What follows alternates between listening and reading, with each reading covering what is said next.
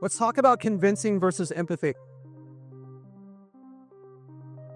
The whole point of this presentation is basically having the other side feel heard, right? This is what this is about. Feeling pushy versus creating safety. It's going to lower their defenses. There's specific ways we can do this, right?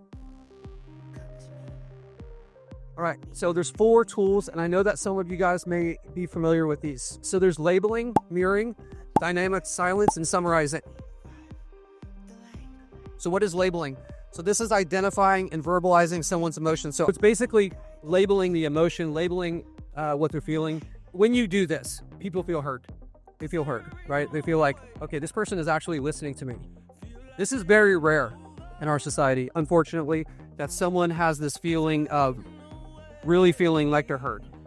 And if you get someone to this point where they feel like they're heard and understood, the sales process is kind of over. They've already made the decision, right? So that's what we're going to be going through here. So labeling, there's a few different ones that we can use. It seems like, it looks like, it sounds like, it feels like. These are kind of like the big 4. We did a sales call, Spencer, the other day with Josh, right?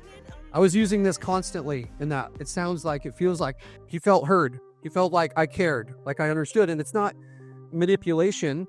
Like I said, if there's genuine curiosity, people can feel it, right? So it's, somebody says something on the sales call. This is how it typically goes with sales, is someone says something and we're constantly thinking about how we can push this into a sale, how we can kind of like set them up, right? If you just slow down and kind of like let them be heard, let them feel it, right? Identify some of this stuff. All their defenses come down. It gives them validation, self-correction. If you label something wrong, that's completely fine. It is very hard not to correct that in real time. Chris Voss told a story during the event about the bank robbers, and he's talking to the bank robber. He said, hey, we've already identified your getaway car, and we have the license plate, and we know that it's registered to you. And he's like, there were 2 getaway drivers, and one of them drove away.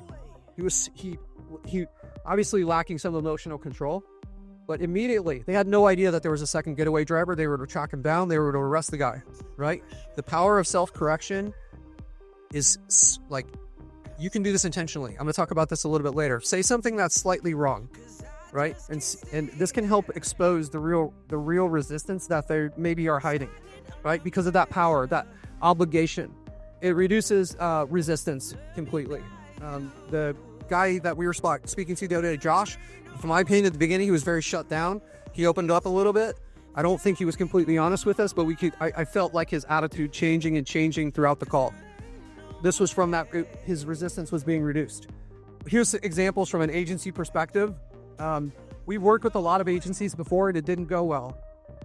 This is what a lot of agency owners will do at this point. We're different. This is how we're better.